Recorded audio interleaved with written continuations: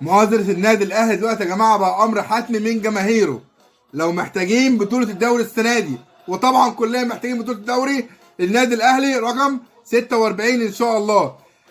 مجلس اداره النادي الاهلي يا جماعه خصص اتوبيسات مجانيه لنقل الجماهير باذن الله لملعب برج العرب اللي هيتلعب عليه مباراه الاهلي وسموحه بعد بكره ان شاء الله يوم الاثنين.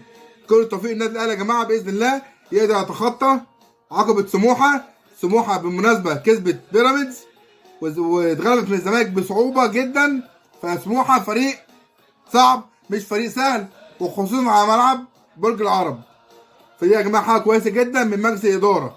عايزين بقى على جنب على جنب، عارف انك هتقول لي يا السروب وحش، اللعيبه وحشه، الاداء مش احسن حاجه، كاموش، كل ده خليها على جنب دلوقتي. انت دلوقتي في مرحله انك عايز تقف جنب فريقك بغض النظر عن اي سلبيات. طول عمر يا جماعه النادي الاهلي وجماهير النادي الاهلي عارفين الكلام ده كويس جدا.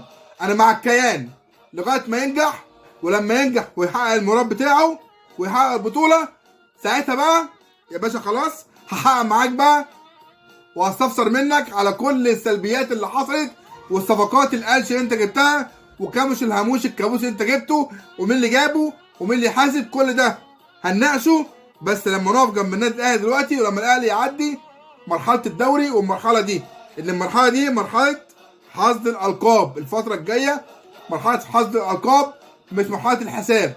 الحساب ده هيبقى اخر الموسم، ساعتها هنبقى نقف مع المدير الفني اللي جاي بمبلغ وقدره، واللي يقف مع اللي جاب كاموش، واللي يقف مع الصفقات اللي جت دي في الشتاء.